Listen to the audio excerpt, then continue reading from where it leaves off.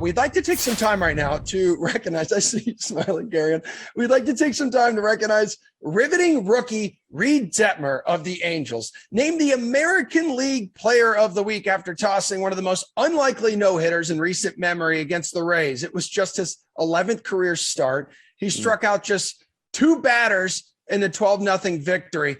Like, his Player of the Week honor, everybody, isn't the only reason we're showing you this. Let us remind you that both our amazing and talented baseball analysts last week had zero faith in the 22-year-old. Please check this out.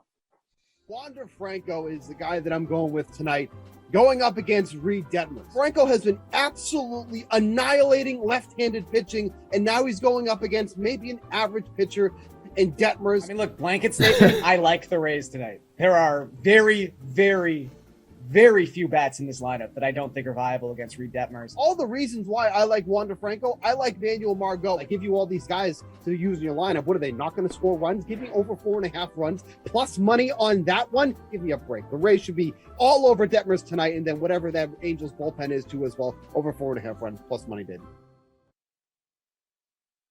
Look at how our Put Up Your Buchs segment played out last week. Garion Thorne, the Canadian sensation, demolishing Steve Buchanan, the man whose name this segment bears. Wow, what an embarrassment. Gare Bear has taken a 3-2 series lead and is 1 victory away from moving on and receiving a fake trophy. It is really good to have you both here today. Steve, would you like to react to what went down last week? I mean, has anybody thought that maybe this is just like a big master plan by myself? Like, maybe I need a vacation. Maybe I'm purposely self-destructing so that Garion can take over the segment. I'll take a week off, and then I'm gone. Garion can carry the freight for a week, right? He's in Canada. They're supposed to be getting the sports book up there soon in Ontario. There's a little DraftKings plug for you right there. He's got to carry the weight a little while. Julian has done it. I've done it. That's about it. You know, we got to let some of these minions, do some of the heavy lifting after a while. Well, I challenge you to say something nice about Reed Detmers now. Yeah, he was born in 1999, which was before 2000. That's great. That was a good year. Remember when everyone was freaking out about Y2K? Yep. New Year's Eve that year? Yep. Hey, Garion, how we feeling? 3-2 lead here, dude. Steve's got to go back-to-back weeks in order to win this thing. I don't think he has it in him. I mean, it's going to be interesting. Tonight's slate is poopy, ugly. So, yeah, I think it's up for grabs. Let's just say that. It's up for grabs. You described tonight's slate as poopy, Steve? That's correct. I'm just, I'm behind. I'm trying to feel it. I'm starting to feel a little bit. So words are really hard for me right now. Detmers is going tonight, Steve. There's a chance, he pitches back-to-back no-hitters. Is he the play on the mound for you? No. And I'm never going to use Reed Detmers, period. So there's that, right? All right. Mark the tape, Cody. Mark the tape. Yeah, mark that. Okay. We're going to go with somebody that I never thought I was going to go with, but this just kind of shows the lack of options in the pitching department on this Tuesday slate. This is usually my favorite day of baseball. It's not this week. And that's because I'm using Tyler Anderson.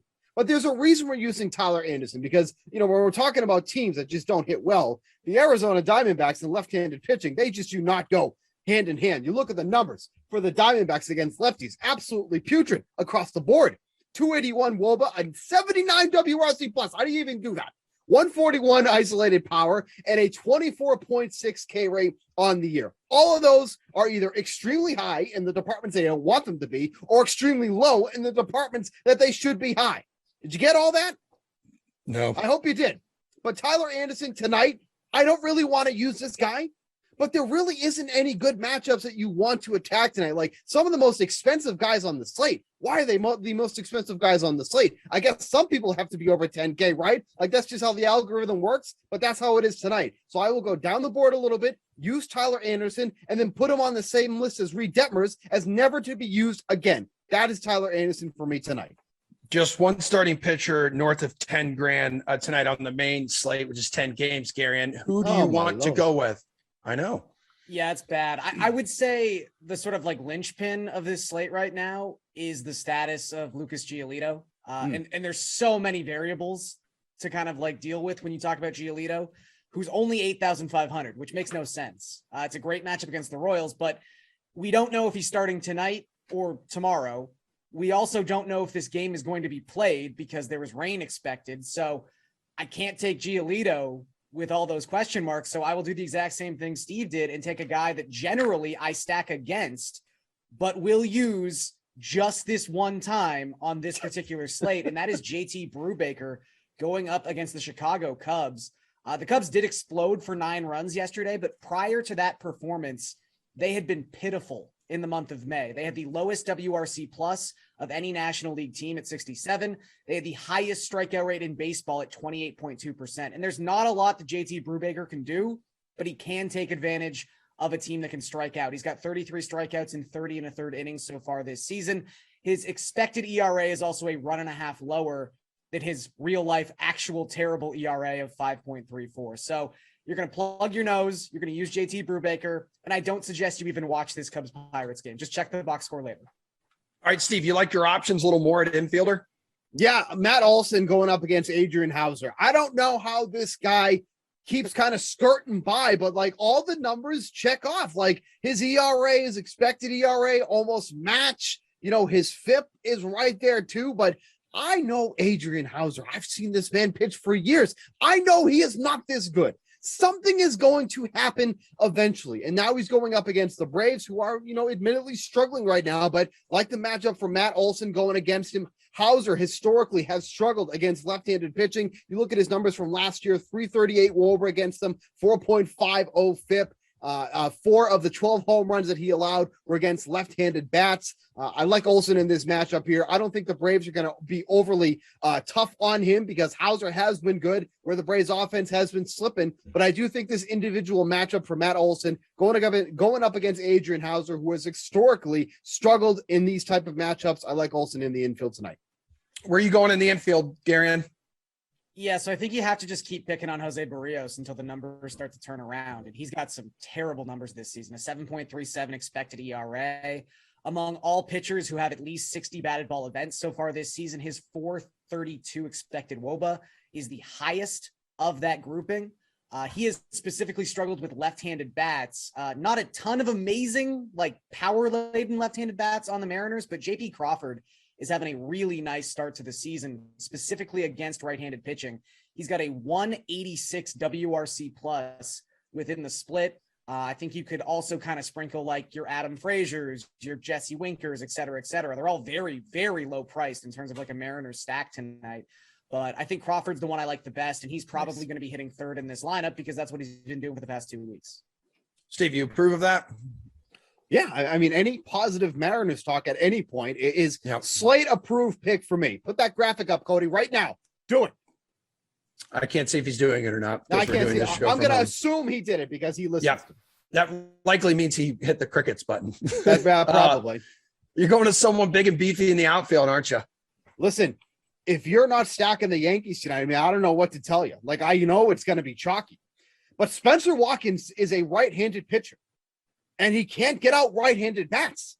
How long do you think you're going to be in the league when you're putting up these type of numbers? I'm going to stretch this back to his career numbers. He's only been in the league last year, but he's thrown 42 1/3 innings specifically against right-handed bats. He has a 444 WOBA against him, a 7.54 FIP, and a 2.7 home run per 9 inning. Are you kidding me? Oh, by the way, 4.8 K9 too. So yeah, he's really making these bats miss. How do you have those type of numbers? You pitch in Camden Yards, and now you're going to have to go up against the Yankees tonight, who are by far the hottest team in the league, as much as it pains me to say.